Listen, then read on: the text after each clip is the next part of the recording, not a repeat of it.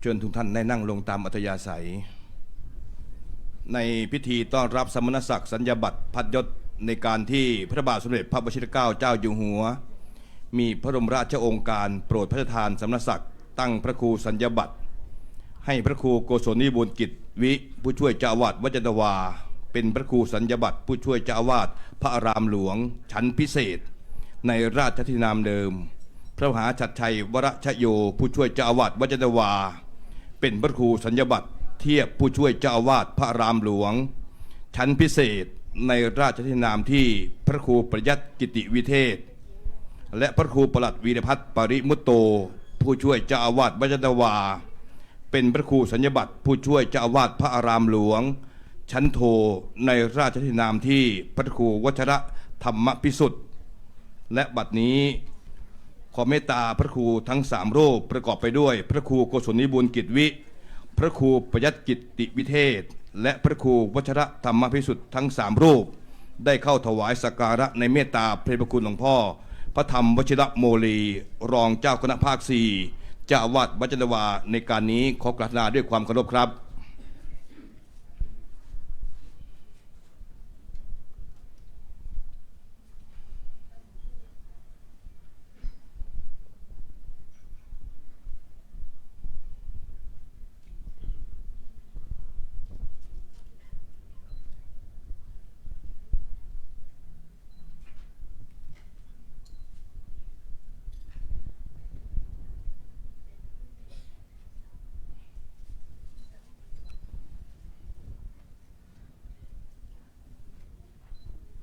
พร้อมกันนั้นพระเดชพระคุณหลวงพ่อได้ร่วมแสดงมุทิตาจิตเมตตามอบของที่ระลึกให้กับท่านทั้งหลายทั้ง3รูปพระครูทั้ง3รูปเพื่อแสดงน้ำใจร่วมมุทิตาในการครั้งนี้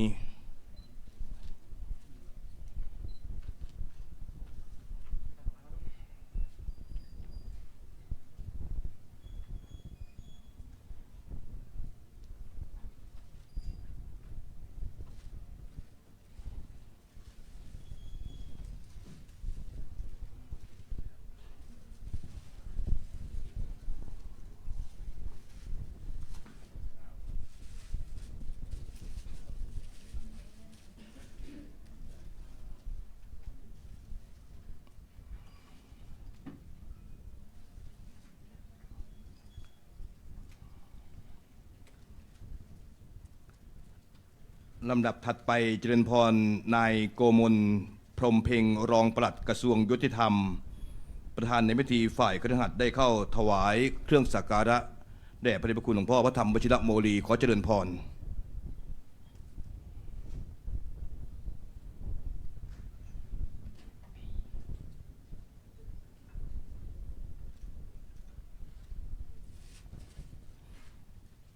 เจริญพรคุณสุชาดาจิราธิวัฒน์อุบาสิกาของวัดจันทวารองประธานมูลที่วัดจันทวาได้เข้าถวายสักการะในโอกาสนี้ขอเจริญพร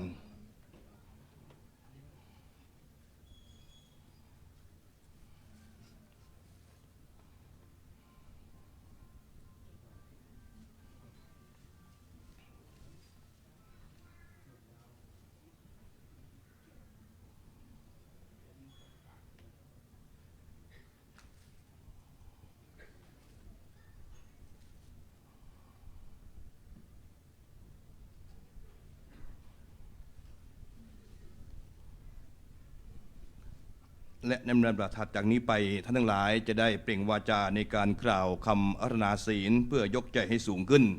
ในโอกาสนี้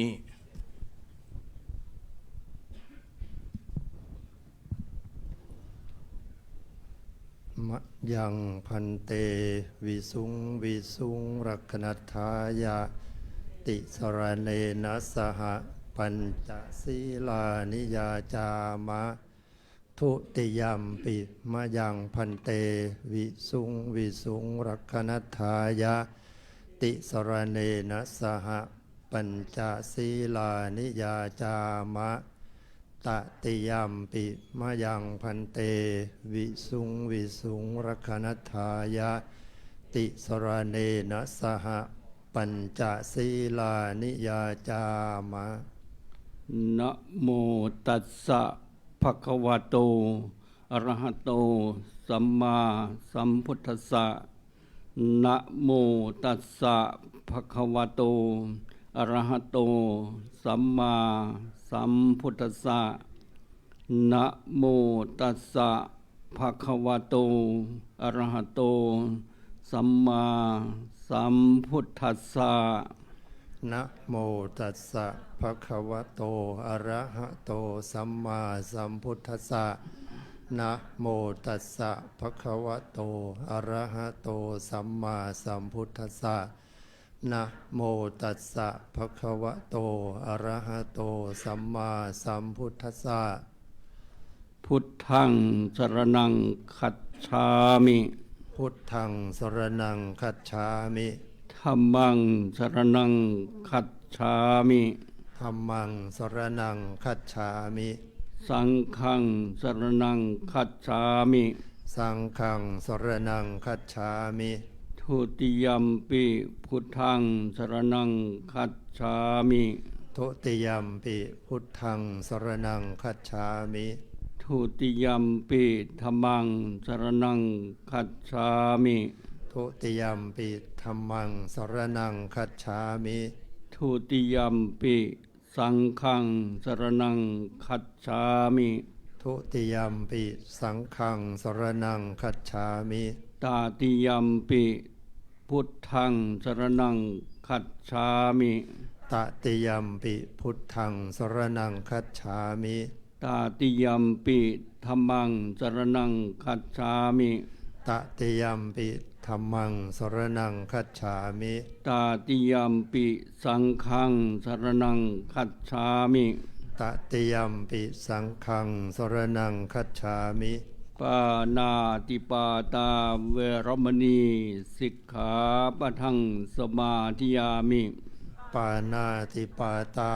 เวระมณีสิกขาปะทังสมาธิยามิ อทินนาทานาเวรมณีสิกขาปะทังสมาธิยามิ อทินนาทานาเวระมณีสิกขาปะทังสมาธิยามิ กาเมสุมิชฌาจาราเวรมณีสิกขาปะทังสมาธิยามิ กาเมสุมิชฌาจาราเวระมณีสิกขาปะทังสมาธิยามิ มุสาวาทาเวรมณีสิกขาปะทังสมาธิยามิ มุสาวาทาเวระมณีสิกขาปะทังสมาธิยามิ สุราเมรยมัชฌปมาทฐานาเวรมณีสิกขาปะทังสมาธิยามิ สุราเมรยมัชฌปมาทฐานาเวระมณีสิกขาปะทังสมาธิยามิ อิมานิปัญจสิกขาปทานิสีเรนะสุขติงยันติสีเรนิโภคสัมปทา สาธุ สีเลนะนิพุติงยันติตัสสมาสิรังวิโสทะเย ในลำดับนี้เจริญพรนายโกมลพรหมเพ็งรองปลัดกระทรวงยุติธรรมประธานในพิธีฝ่ายคฤหัสถ์ได้อ่านสัญญาบัตรตั้งสมณศักดิ์ของพระครูทั้ง3รูปตามลำดับในโอกาสนี้ขอเจริญพร โดยพระบรมราชานุญาต พระบาทสมเด็จพระปรเมนทรรามาธิบดีศรีสิน มหาวชิราลงกรณ์มหิดศรภูมิพล ราชวรางกูล กิติสิริสมบูรณ์อดุลยเดช สยามมินทราธิเบศรราชวโรดม บรมนาถบพิตรพระวชิรเกล้าเจ้าอยู่หัว ทรงพระกรุณาโปรดเกล้าพระราชทานเลื่อนและตั้งสมณศักดิ์ถวายแด่พระสงฆ์ที่บำเพ็ญคุณประโยชน์แก่ประเทศชาติและพระพุทธศาสนา ตามบัญชีรายนามพระครูสัญญาบัตรผู้ดำรงตำแหน่งพระสังฆาธิการบริหารกิจการคณะสงฆ์ที่สมเด็จพระสังฆราชทรงพิจารณาวินิจฉัยแล้วตามมติมหาเถรสมาคม สมควรได้รับการเลื่อนชั้นพระสังฆาธิการจึงเลื่อนให้พระครูโกศลวิบูลย์กิจวัดยานนาวาเขตสาทรกรุงเทพมหานครตำแหน่งพระครูผู้ช่วยเจ้าวาดวัดพระอารามหลวงชั้นเอกเป็นชั้นพิเศษฝ่ายวิปัสสนานุระธุระขอจงเจริญไพบูลย์ในพระพุทธศาสนาเทินตั้งแต่วันที่ 11 มีนาคม พุทธศักราช 2568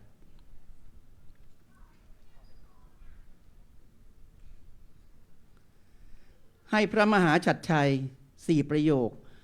วัดศรีนครินทรวราราม สมาพันธรัฐสวิส เป็นพระครูปริยัติกิตติวิเทศ ขอพระคุณจงรับธุระพระพุทธศาสนาเป็นภาระสั่งสอนช่วยระงับอธิกรณ์และอนุเคราะห์พระภิกษุสามเณรในอารามโดยสมควรจงเจริญสุขสวัสดีในพระพุทธศาสนาเทินตั้งแต่วันที่ 11 มีนาคม พุทธศักราช 2568 เป็นปีที่ 10 ในรัชกาลปัจจุบัน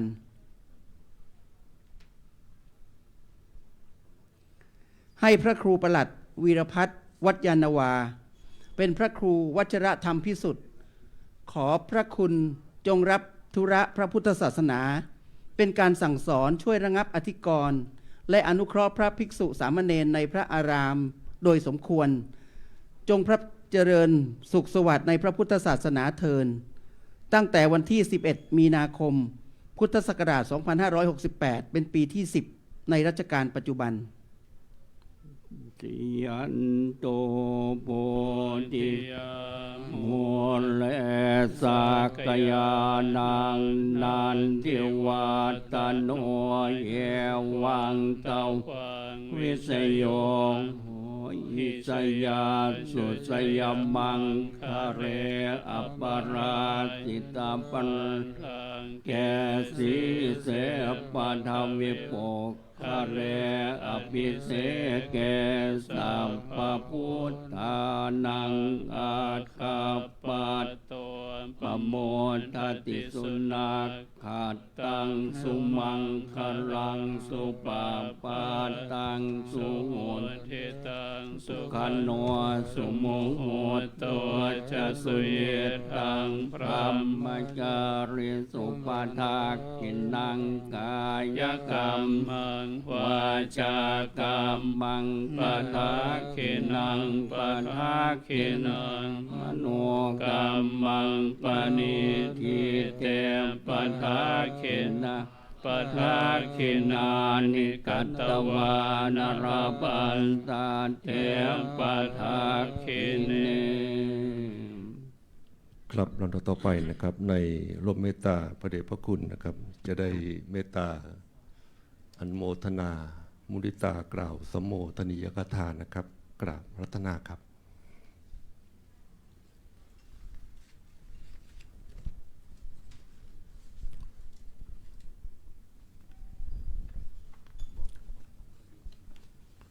ขอถือโอกาสพระเถรานุเถระทุกท่านแล้วก็ขอเจริญพรญาติโยมบริษัทผู้อุปถัมภ์วัดยานนาวาซึ่งมีคุณโยมสุจัญญาโยมสุชาดาจิราธิวัฒน์ที่เป็นรองประธานมูลนิธิส่วนโยมสุจัญญาภาพักพานิชกุลนั้นน่าจะติดภารกิจอย่างอื่นอยู่วันนี้ถือว่าเป็นวันมหามงคลที่ท่านพระครูโกศลวิบูลย์กิจฝ่ายวิปัสสนาผู้ช่วยเจ้าวาดวัดยานนาวาเป็นพระครูสัญญาบัตรผู้ช่วยเจ้าวาดวัดพระอารามหลวงชั้นพิเศษในราชทินานามเดิมและท่านพระมหาสัจชัยวรชโยผู้ช่วยเจ้าวาดวัดยานนาวาเป็นพระครูสัญญาบัตรเทียบผู้ช่วยเจ้าวาดพระอารามหลวงชั้นพิเศษ ในราชทินานามว่าพระครูปริยัติกิตติวิเทศ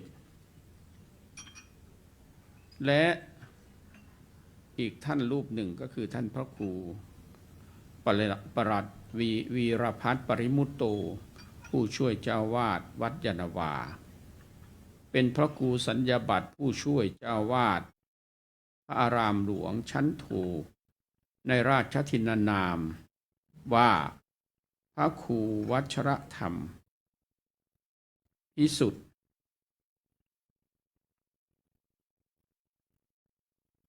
ในสามท่านนี้ก็ถือว่าได้อยู่ในร่มเงาพระพุทธศาสนาทำภารกิจหลายๆอย่างช่วยเหลือวัดวาอาราม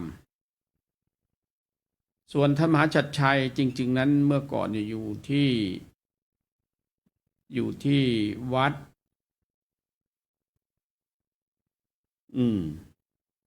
จำชื่อไม่ได้แล้วแต่ก็ไปอยู่กับอามาที่ประเทศสวิตเซอร์แลนด์หลายปีแล้วก็ช่วยเหลือกิจการพุทธศาสนาเป็นผู้ที่เอาใจใส่ในภาระหน้าที่ไม่น้อยทีเดียวก็ถือว่าโชคดี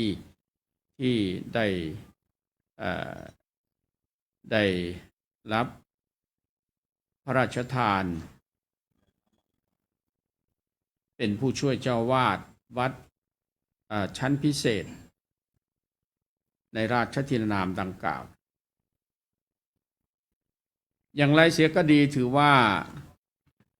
การเอาใจใส่ในภาระหน้าที่นั้นเป็นกิจที่พระสงฆ์ต้องเอาใจใส่ดูแล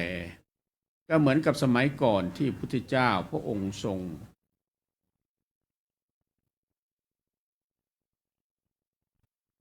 เลือกสรรพระสารีบุตรพระโมคคัลลานะนะเป็นสาวกฝ่ายขวาฝ่ายซ้ายพระสารีบุตรเลิศในทางปัญญาพระโมคคัลลานะเลิศในทางมีฤทธิ์ใครอยากจะรู้อยากจะเข้าใจพุทธศาสนาอย่างแจ่มแจ้งนั่นก็คือต้องไปศึกษาธรรมะปฏิบัติกับท่านพระสารีบุตรส่วนท่านที่สนใจเกี่ยวกับเรื่องฤทธิเดชต่างๆอันนี้จะเกิดขึ้นได้ก็ต้องอาศัยก็เหมือนกับปัจจุบันนี่มีพระเถระหลายๆรูปที่ท่านได้ปฏิบัติดีปฏิบัติชอบแล้วก็เก่งในด้านการปฏิบัติมีปัสสนากรรมฐานด้วยแล้วก็มีญาติโยมขึ้น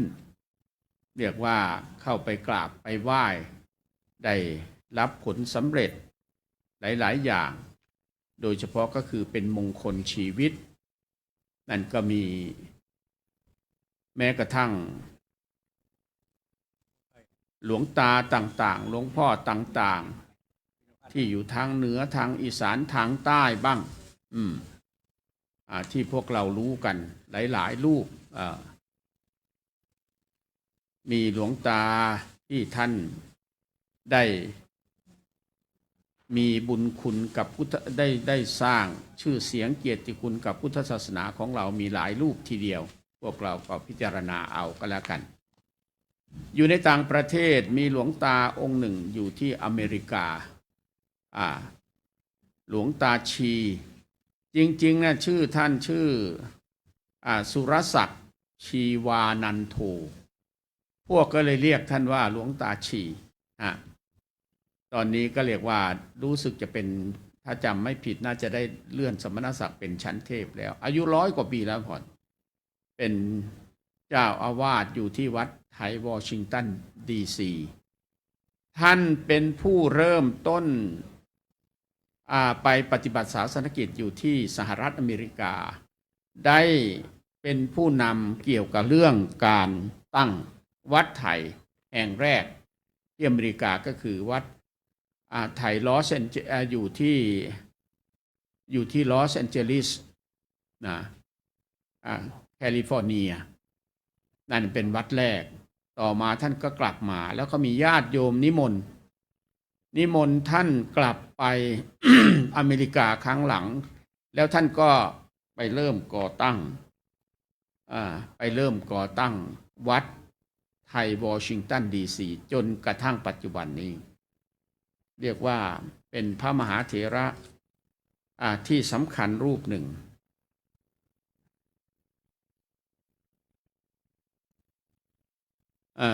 ก็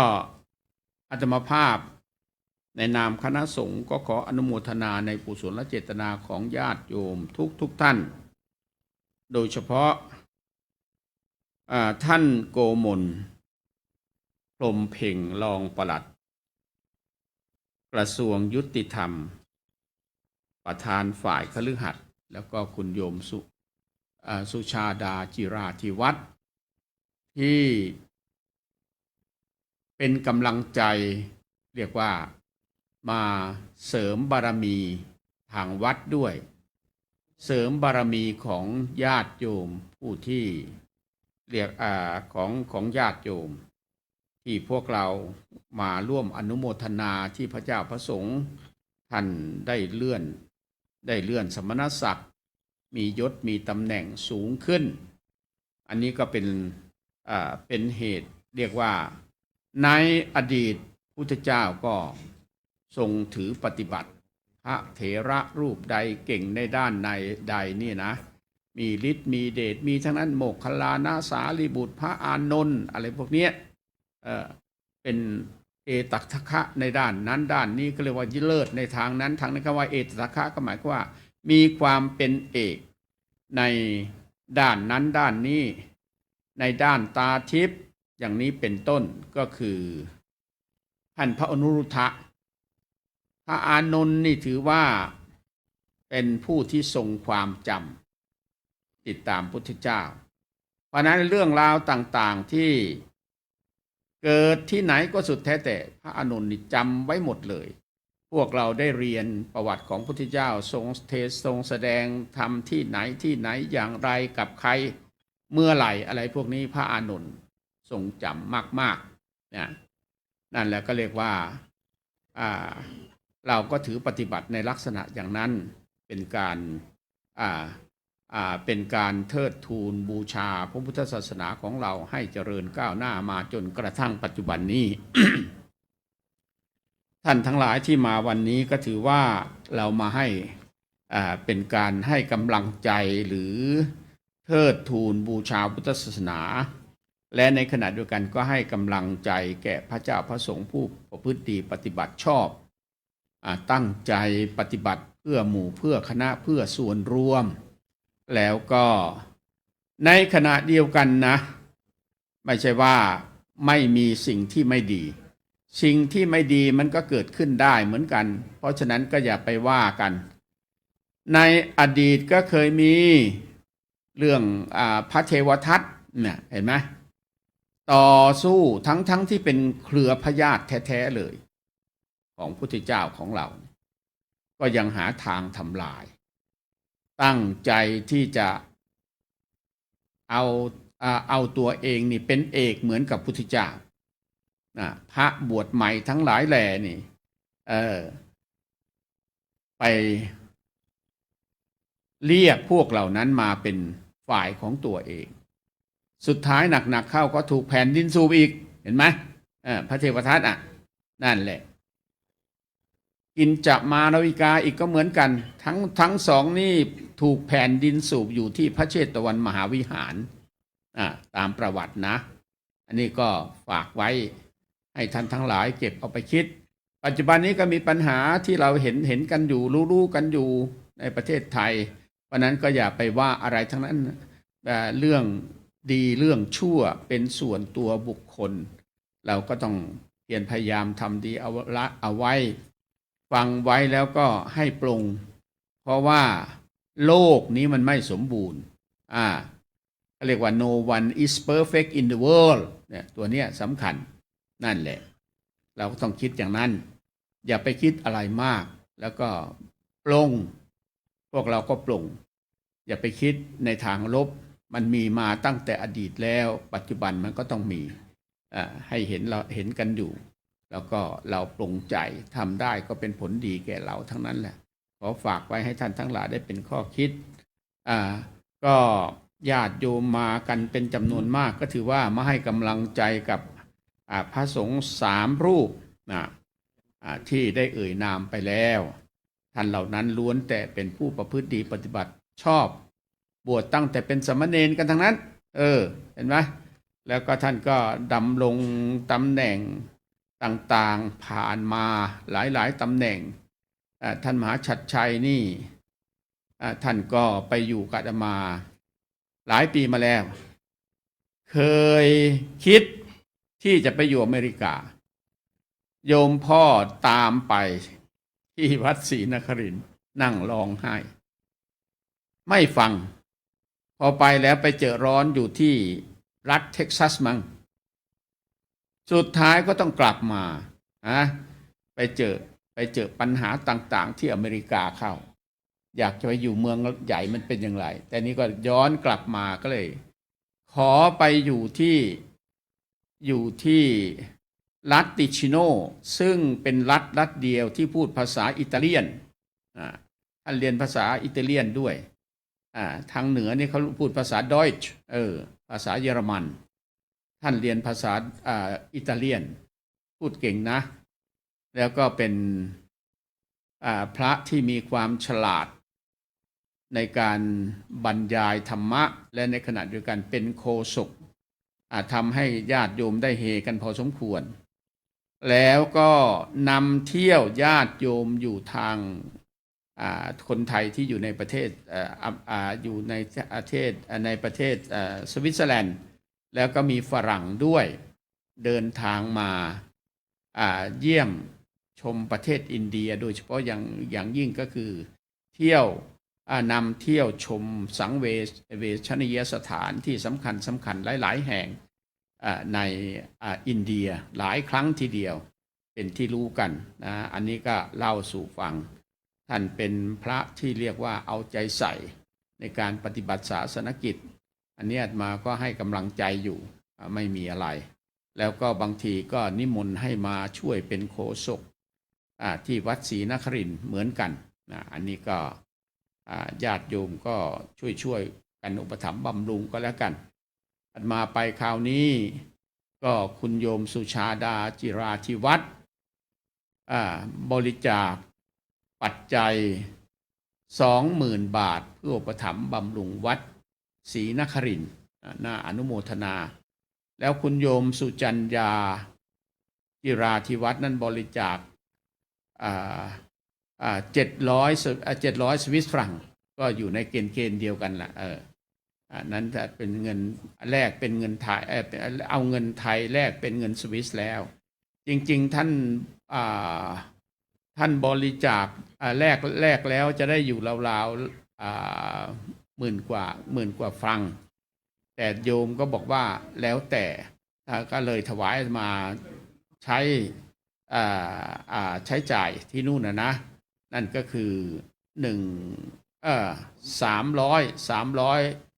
สวิสฟรังแล้วก็ส่วนคุณโยมสุจัญญานั้นท่านบริจาคอาตมาเป็นผู้ระบุเองก็คือ700 สวิสฟรังยังไม่ได้อนุโมทนาเอาลืมไปเอาของมาฝากแล้วแต่ลืมเอาอนุโมทนามาให้บอกพระไปแล้วเดี๋ยวให้พระเอาลงมาให้มันกำลังสลึมสลือมาถึงเมื่อเช้านี่ก็เหนื่อยดีเหมือนกันพรเพิ่งมาอากาศที่นู่นก็ร้อนดีหน่อยก็คือมีลมซะหน่อยบางปีร้อนจริงๆเรียกว่าเขาเรียกอะไรไม่มีลมแล้วก็ตัวเรานี่เหงื่อแตกละเหงื่อแตกเพราะมันร้อนอบมีเป็นบางปีที่ประเทศที่ประเทศสวิตเซอร์แลนด์อยู่ในหุบเขามีบางครั้งก็เรียกว่าอบจริงๆบางครั้งก็จะมีลมแรงทำให้น่าอยู่อันนี้ก็น่าอนุโมทนาโยมสุชาดา เคยไปเยือนประเทศฝรั่งเศส แล้วแวบไปดูวัดศรีนครินทร์ ก็ดีใจที่ไปเห็น ทั้งหมดทั้งปวงนี้เป็นเพราะพระบารมีขององค์สมเด็จย่านะอาตมาไปต่อสู้อยู่6 ปีแล้วก็ได้ย้ายมาอยู่ที่ตรงนี้เป็นที่วัดศรีนครินทร์นี่นะจนสร้างสำเร็จอดทนอยู่ที่คอนเทนเนอร์อยู่3 ปีจะพอนคอนเทนเนอร์นี่หมายความว่าทำเป็นศาลาลายยาวๆแล้วก็ติดกับกำแพงวัดยังมีรูปทรงมันอยู่ แล้วก็อยู่ที่นั่น3 ปีพระไปอยู่ด้วยจากวัดเบญจมะ2-3 รูปไปอยู่ได้บางรูปก็แต่มหาเสริมศักดิ์อยู่ตั้งแต่ที่อาตมาอยู่ที่บาสสดอร์ฟเป็นวัดเป็นสำนักสงฆ์ชั่วคราวแล้วเสร็จแล้วก็ย้ายมาด้วยกันพอมาอยู่ที่คอนเทนเนอร์ประมาณ 3-4 เดือนกว่าไม่รู้อย่างไรบอกว่าผมอยากกลับเพราะอยากศึกว่าอย่างนั้นก็เลยกลับเลยเป็นคนแม่ฮ่องสอนแล้วพอศึกแล้วก็ไม่นานก็แต่งงานแล้วยังพาลูกเมียไปเยี่ยมอาตมาอยู่ที่คอนเทนเนอร์นั่นแหละแล้วก็ต่อมาก็จะมีอีกมหาอีก2 รูปที่มหาบุญมีแล้วก็มหาอีกองค์หนึ่งชื่ออยู่วัดพระธาตุพนมตอนนี้พระครูอะไรไม่แน่ใจนั่นแหละไปอยู่ด้วยก็อยู่ 3-4 เดือนจากวัดเบญจมะเหมือนกันก็กลับแล้วมันก็อยู่ตรงนั้นแหละทุกอย่างก็เลยสำเร็จเสร็จสิ้นไปคราวที่แล้วเนี่ยญาติโยมร้องไห้อยากจะให้กลับนะพ่อคนมันน้อยลงคนน้อยลงพออาตมาไปเท่านั้นโอ้โหคนมาเยอะจริงๆอยากจะให้กลับอันนี้ก็ฝากไว้ก็ไม่เป็นไรหรอกก็บอกไปว่าก็คงหวนกลับไม่ได้แล้วตอนนี้ก็อายุก็77แล้วนะทำไง77แล้ววันที่5 กรกฎาคมนี่เต็ม77พอดีแล้วก็บอกไปว่านอกจากจะไปช่วยเหลือเป็นครั้งคราวนั่นก็คือจะมีอีกช่วงหนึ่งก็คือช่วงฤดูกาลกฐินหลังจากรับกฐินที่วัดยานนาวาเสร็จแล้วก็จะไปรับกฐินพระราชทานเพราะเนื่องจากว่าวัดศรีนครินทร์นี้เป็นวัดสมบูรณ์แบบมีวัดเดียวในยุโรปที่พระลูกศิษย์เขาพูดให้ญาติโยมทั่วๆไปฟังก็คือท่านเจ้าคุณราชวิเทศปัญญาคุณท่านเจ้าคุณเหลาอาตมาเคยสอนที่มหาจุฬาท่านบอกว่าในยุโรปมีวัดเดียวเท่านั้นที่สร้างจากดินมีล้อรอบขอบชิดสวยงามอุโบสถเด่นและในขณะเดียวกันก็ล้อมรั้วเรียกมีกำแพงล้อมสวยงามแล้วก็วัดอื่นๆในยุโรปล้วนไปซื้อบ้านเขาแล้วก็สร้างเป็นวัดแต่บางครั้งก็อยู่อย่างนั้นแหละยังทำอะไรไม่ได้มีอยู่แต่มีวัดนี้สร้างจากดินเปล่าๆขึ้นมาแล้วก็เป็นวัดสมบูรณ์แบบอย่างวัดพุทธประทีปนั้นก็บ้านหลังนั้นไปแตะต้องเขาไม่ได้ต้องคงไว้ปรับปรุงภายในให้เป็นในห้องต่างๆเป็นที่พักของพระสงฆ์วัดพุทธประทีปนะอาตมาไปเห็นเขาแล้วล่ะหลายครั้งแล้วเพราะนั้นเจ้าคุณเหลาก็อยู่ที่นั่นแหละเจ้าคุณราชวิเทศปัญญาคุณนี่อยู่ที่นั่นเป็นลูกศิษย์วัดมหาธาตุเป็นวัดแรกใน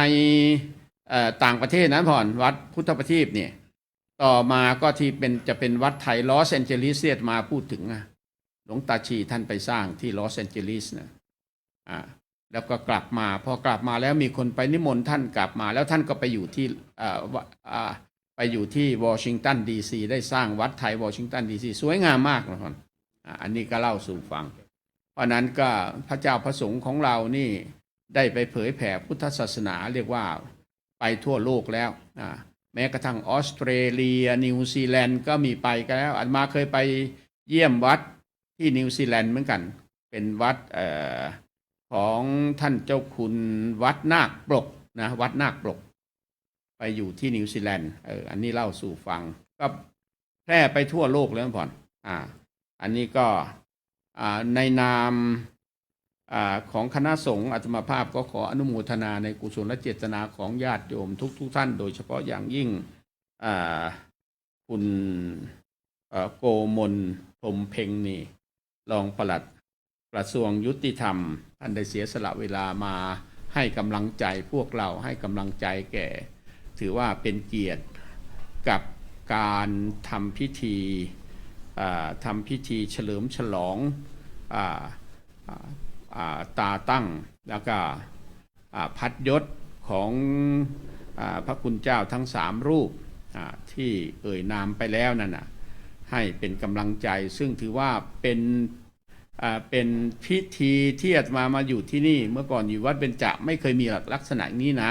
แต่ที่วัดยานนาวานี่ทำเป็นหลักเป็นเกณฑ์น่านับถือแล้วก็มีการเลี้ยงพระเจ้าพระสงฆ์กันบ้างหรือว่ามีการเจริญพุทธมนต์ให้กำลังใจแก่กันและกันบ้างอันนี้ก็ถือว่าเป็นเรื่องที่ดีถือว่าเราทำแล้วนี่ให้ญาติโยมได้ร่วมอนุโมทนาให้พระเจ้าพระสงฆ์ได้ลงมาสู่เจริญชัยมงคลคาถาให้เป็นกำลังใจแก่พระเพื่อนสัทธมิกของพวกเราเนี่ยก็ถือว่าเป็นสิ่งที่ดีงามมากๆก็ถือว่าหลักการอันนี้นี่พระพุทธเจ้าก็ทรงประกาศพระเจ้าพระสงฆ์ที่ได้รับเอตทัคคะในส่วนนั้นส่วนนี้อย่างท่านสารีบุตรท่านโมคคัลลานะนี่ท่านสารีบุตรเก่งในด้านปัญญาพระองค์ก็ทรงแต่งตั้งให้เป็นผู้เลิศเป็นผู้เลิศในทางปัญญาเป็นสาวกฝ่ายขวาของพุทธเจ้าส่วนพระโมคคัลลานะเป็นสาวกฝ่ายซ้ายเก่งในทางมีฤทธิ์มีเดชเป็นผู้นิรมิตสร้างสิ่งนั้นสิ่งนี้ขึ้นมานี่เรียกว่าเป็นจินตนาการที่ดีๆงามๆของท่านโมคคัลลานะ ก็ถือว่าเป็นอักขสาวกที่สำคัญทั้ง2 อย่างเพราะคนบางคนนี่มักจะชอบในลักษณะนั้นก็ทำให้เห็นแล้วก็ทำให้พุทธศาสนาเจริญก้าวหน้ามาจนกระทั่งปัจจุบันนี้ในนามคณะสงฆ์อาตมาภาพขออนุโมทนาในกุศลเจตนาของญาติโยมทุกท่านที่มาให้กำลังใจแก่พระเจ้าพระสงฆ์เป็นการเทิดทูนบูชาพระคุณของพุทธศาสนาด้วยอำนาจคุณพระศรีรัตนตรัยและสิ่งศักดิ์สิทธิ์ทั้งหลายในสากลโลกรวมทั้งดวงพระวิญญาณของสมเด็จพระนั่งเกล้าเจ้าอยู่หัวที่พวกเรารู้กันว่าเป็นสมเด็จเจ้าสัวที่พระองค์ท่านทรงสถาปนาวัดยานนาวาแห่งนี้ขึ้นมาเป็นที่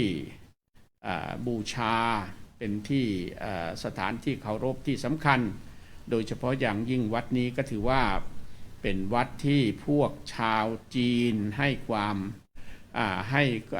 มเคารพมากๆพวกเวียดนามมาช่วงระยะหลังมามีพวกเวียดนามมามากแล้วก็จะมาวัดยานนาวานี่ก่อนมาถึงก็มากราบแล้วก็ไปเที่ยวที่อื่นก่อนจะกลับก็มากราบวัดนี้นะฮะอันนี้ก็เป็นที่รู้กันโดยทั่วๆไปก็ขออนุโมทนาในกุศลเจตนาของทุกท่านไว้ณโอกาสนี้ด้วยอำนาจคุณพระศรีรัตนตรัยและสิ่งศักดิ์สิทธิ์ทั้งหลายในสากลโลกนี้รวมทั้งพระวิญญาณของสมเด็จพระนั่งเกล้าเจ้าอยู่หัวพึงมารวมกันเป็นตปะเป็นเดชะปกป้องคุ้มครองให้ญาติโยมทุกท่านจงเป็นผู้นิราศร้างห่างหายภัยพิบัติอุบัติวันตรายมีพลานามัยสมบูรณ์มีสติปัญญาดีและเจริญด้วยจตุรพิษอจตุรพิธพรชัยคืออายุวันนะสุขภละปฏิภาณคุณสารสมบัติธนสารสมบัติปรารถนาสิ่งใดที่ไม่เหลือวิสัยและประกอบชอบธรรมขอสิ่งนั้นๆจงสำเร็จแก่ญาติโยมทุกท่านทุกคนเถิดสาธุในการให้โอวาทธรรมเพื่อท่านทั้งหลายจะได้รู้ว่าพระเดชพระคุณหลวงพ่อนั้นได้ปฏิบัติศาสนกิจอย่างต่างประเทศแล้วก็มาถึงที่วัดยานนาวานี้ประมาณตี 5เศษหลังต่อจากนั้นก็ปฏิบัติศาสนกิจในพิธีต้อนรับสมณศักดิ์สัญญบัตรพัดยศในการครั้งนี้ และในโอกาสนี้จะได้เจริญพรฐานบดีทั้ง3ท่านได้เข้าถวายเครื่องเทศธรรมแด่พระเดชพระคุณหลวงพ่อซึ่งประกอบไปด้วยชุดที่1ขอเจริญพรนายโกมลพรหมเพ็งรองปลัดกระทรวงยุติธรรมประธานพิธีฝ่ายคฤหัสถ์ได้เข้าถวายเครื่องเทศธรรมในชุดที่1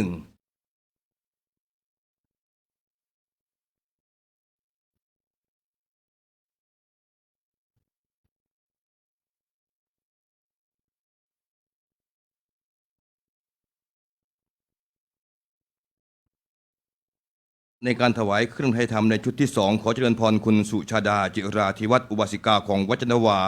รองประธานมูลที่วัจนวาได้เข้าถวายเครื่องไทยธรรมในชุดที่2และในชุดที่3สุดท้ายนั้นจะได้เมตตาท่านพระครูทั้ง3รูปได้เข้าถวายเครื่องไทยธรรมแด่พระเดชพระคุณหลวงพ่อซึ่งประกอบด้วยพระครูโกศลนิบูลกิจวิปัสสนาพระครูปยัตติกิจวิเทศและพระครูวัชระธรรมพิสุทธิ์ทั้ง3รูปจะได้เข้าถวายเครื่องไตรธรรมแด่พระเดชพระคุณหลวงพ่อพระธรรมวชิระโมลี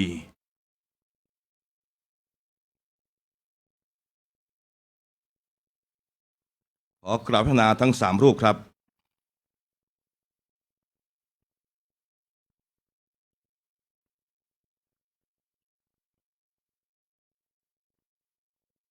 ในการถวายเครื่องไตรธรรมแด่พระสงฆ์บนอาสงฆ์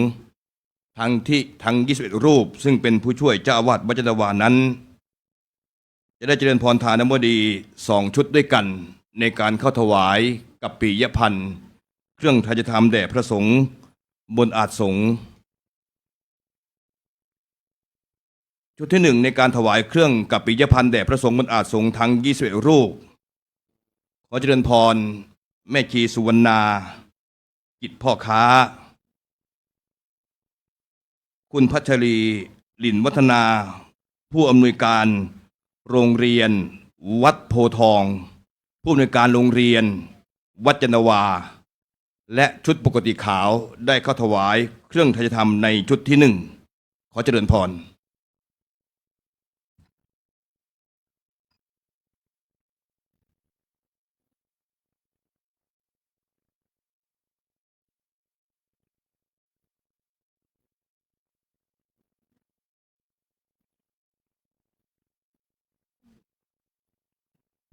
ชุดปกติขาวเจริญพรเชิญชุดแรกชุดที่1ถวายเครื่องไตรธรรมแด่พระสงฆ์ทั้ง21รูปซึ่งทั้ง21รูปนั้นเป็นผู้ช่วยเจ้าอาวาสวัจนวาทั้งหมดเลย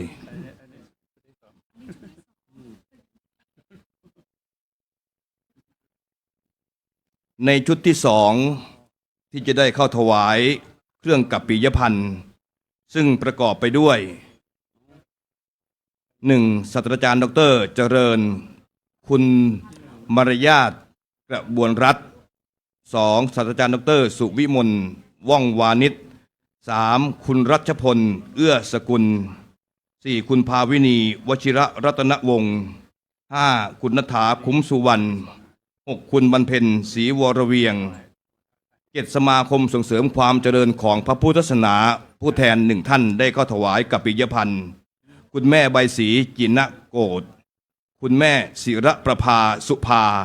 คุณสมฤทธิชัยสุภาคุณอัมภัยสุภาคุณธาริณีสุภาคุณปฐมพงศ์สมศักดิ์คุณพ่อทรงยุทธแสนธนันชัยคุณศักดามีบุญพูนทรัพย์คุณประภาสรัตนพันธ์คุณสรินทร์จันเขียวผู้แทนอภิธรรมสมเด็จพระมหาธีราจารย์และคุณบรรหารบุญเจริญทั้ง21ท่านได้เข้าถวายกับปิยพันธ์แด่พระสงฆ์บนอาสงฆ์ทั้ง21รูปขอเจริญพร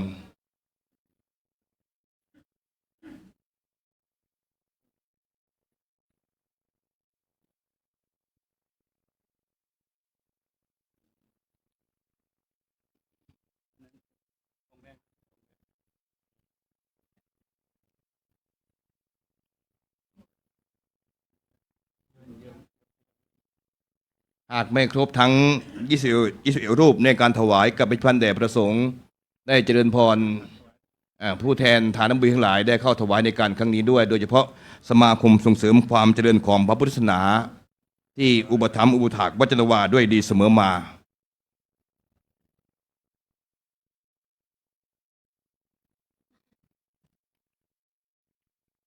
เมื่อทานน้ำเบียงหลายได้ถวายกับปิยพันธ์แด่พระสงฆ์บนอาสงฆ์ทั้ง21รูปเป็นที่เรียบร้อยได้เจริญพรนั่งอย่างที่รับรองนะพระสงฆ์ทั้งนั้นจะได้อนุโมทนากถาให้พรเป็นลำดับสืบไป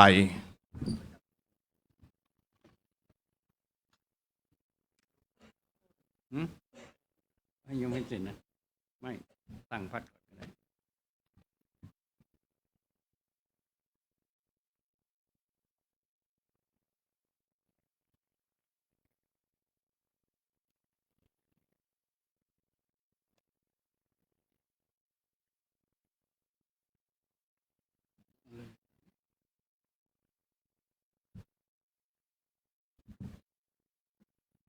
ตั้งไว้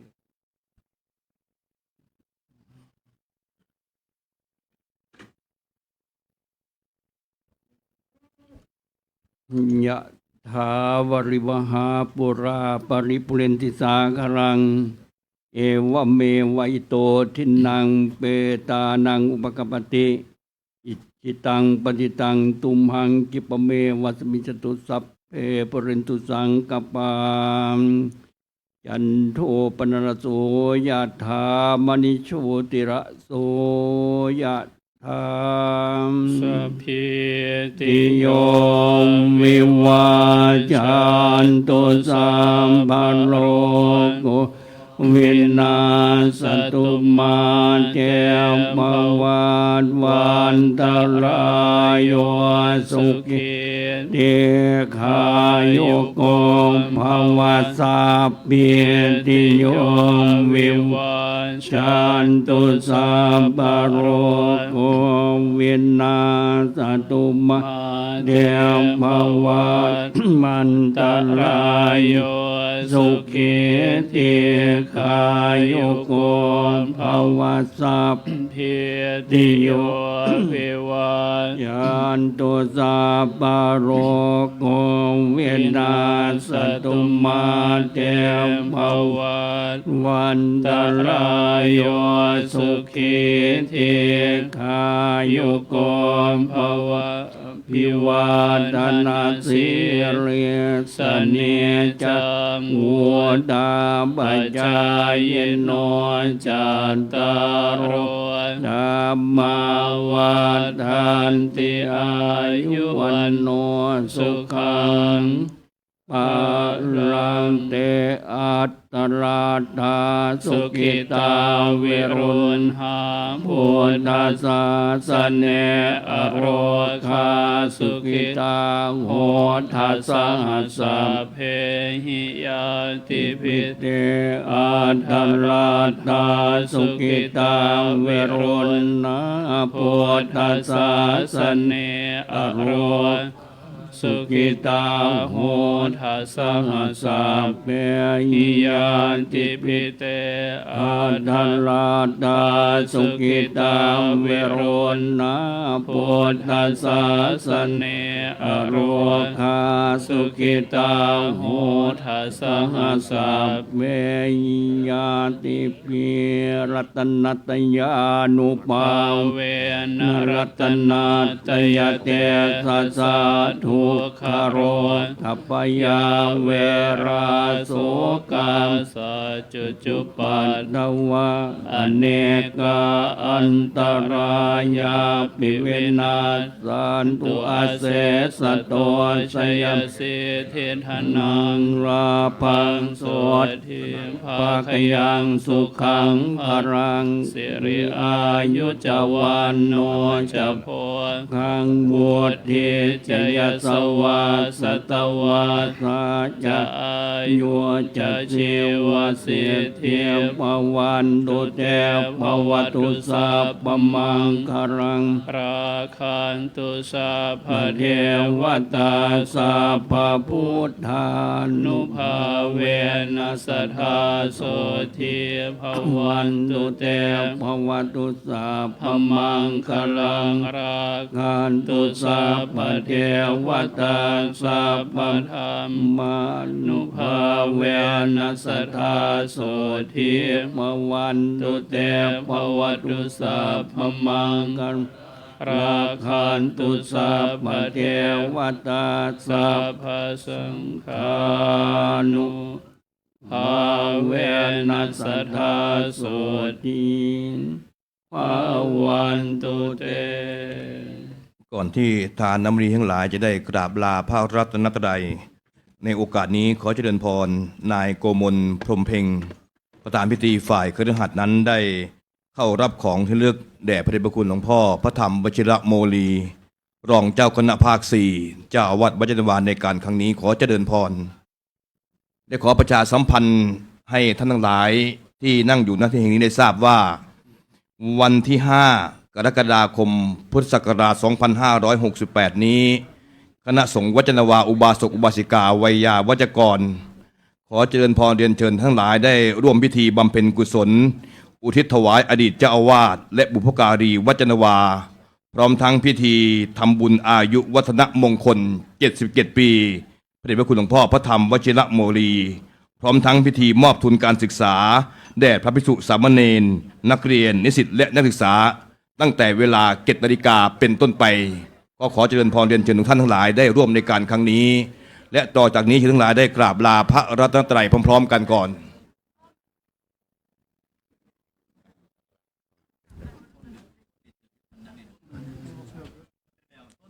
ลาพระพร้อมกันนะครับอะระหังสัมมาสัมพุทโธภควาพุทธังภควันตังอภิวาเทมิสวากขาโตภควตาธัมโมธัมมังนามัสสามิสุปฏิปันโนภควโตสาวกสังโฆสังฆังนะมามิ ก่อนที่จะมีการชมการแสดง เพื่อเป็นการบันทึกภาพ เพื่อให้พระครูทั้ง3 รูปได้ร่วมบันทึกภาพ ร่วมกับในเมตตาพระเดชพระคุณหลวงพ่อพระธรรมวชิระโมลีในเบื้องต้นก่อน หลังจากบันทึกภาพแล้วนั้นก็จะเป็นการชมการแสดงและก็ร่วมในการถวายมุทิตาสักการะแด่พระครูสัญญบัตรทั้ง3 รูป เพื่อให้เกิดความเรียบร้อยและก็งามเชิญทั้งหลายได้นั่งตามอัธยาศัยที่เก้าอี้ก่อนในเบื้องต้นนะอย่าเพิ่งลุกจากเก้าอี้ยกเว้นพระสงฆ์และก็สามเณรที่ได้ถวายมุทิตาสักการะแด่พระครูสัญญบัตรทั้ง3 รูปเพื่อให้เกิดความเรียบร้อยเชิญทั้งหลายได้นั่งตามอัธยาศัยที่เก้าอี้ก่อน ให้พระครูทั้ง3 รูปนั้นได้ร่วมบันทึกภาพในเมตตาพระคุณหลวงพ่อเจ้าอาวาสวัดยานวาก่อนในเบื้องต้น เสร็จจากนั้นถึงจะเป็นการแสดงของน้องๆเยาวชนที่จะได้แสดง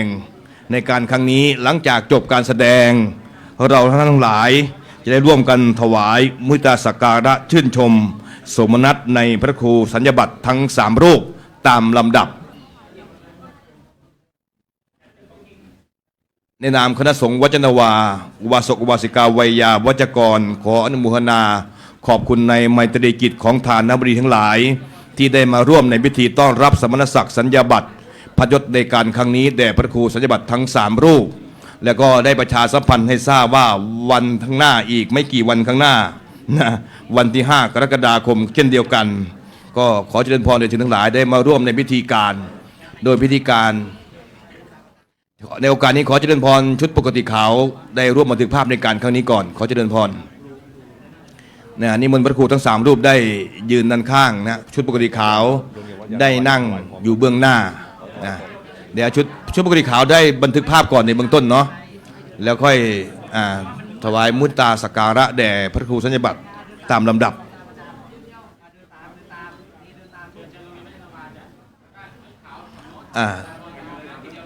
ชุดปกติขาวได้มาร่วมบันทึกภาพในการครั้งนี้ซึ่งวันนี้ถือว่าน่าชื่นชมอนุโมทนาบุญกับชุดปกติขาวทุกท่านที่ได้มาร่วมในการอัญเชิญสัญญาบัตรพัดยศในการครั้งนี้ร่วมบันทึกภาพก่อนก็ประชาสัมพันธ์ให้ทราบอีกครั้งหนึ่งว่าวัดยานวาอุบาสกอุบาสิกาฐานบุญทั้งหลายได้ จัดพิธีในการอุทิศถวายอดีตเจ้าอาวาสและก็บุพการีวัจนวาพิธีทำบุญอายุวัฒนมงคลพระเดชพระคุณหลวงพ่อพระธรรมวชิรโมลี77 ปีในวันที่ 5 กรกฎาคม พุทธศักราช 2568 ซึ่งเหลืออีก 4 วันข้างหน้า โดยพิธีการจะเริ่มตั้งแต่เวลา 8:30 น. โดยประมาณ โดย 7 นาฬิกานั้นจะเป็นพิธีทำบุญตักบาตรพระเดชพระคุณหลวงพ่อจะได้เมตตาตักบาตรพระภิกษุสามเณรวัจนวา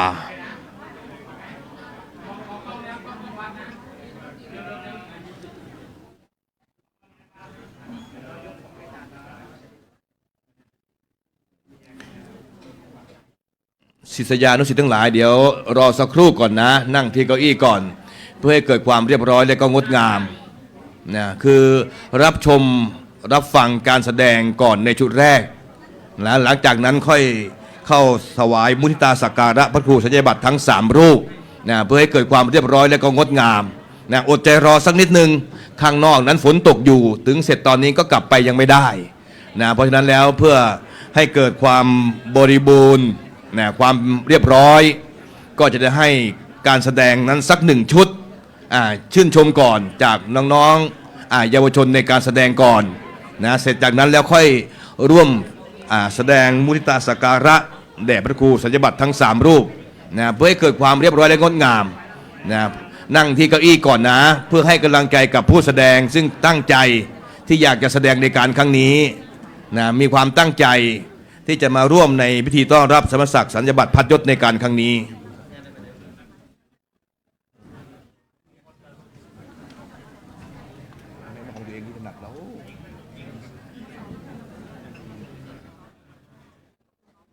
เชิญทั้งหลายได้นั่งก่อนนะอย่าเพิ่งลุกจากเก้าอี้เพื่อให้เกิดความเรียบร้อยก่อนเดี๋ยวค่อยใจร่มๆใจเย็นในการเข้าถวายมุทิตาสักการะแด่พระครูสัญญาบัตรใจร่มๆใจเย็นๆก่อนรับชมการแสดงของน้องๆเยาวชนในเบื้องต้นนี้ก่อน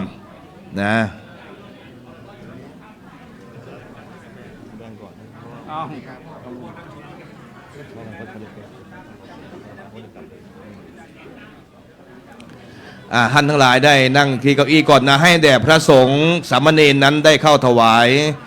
มุทิตาสักการะ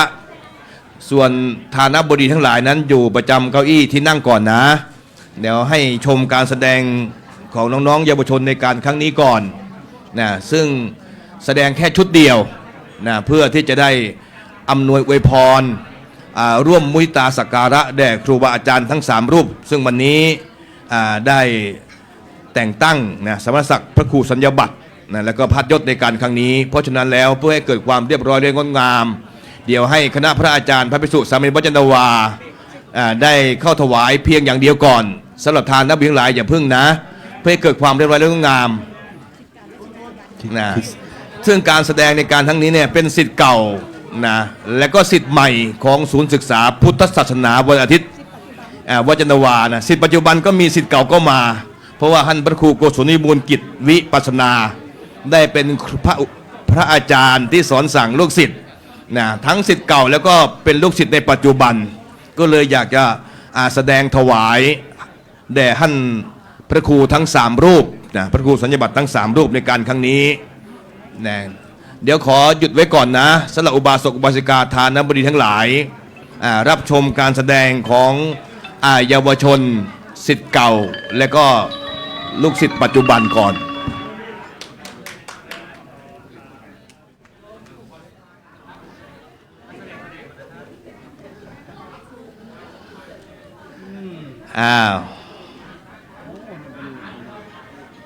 บัน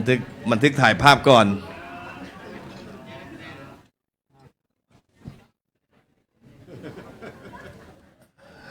เรียบร้อยนะเดี๋ยวจะได้รับชมการแสดงของน้องๆเยาวชนที่เป็นศิษย์เก่าและก็ปัจจุบันในการรำถวายแสดงการชื่นชมและมุทิตากิจในการครั้งนี้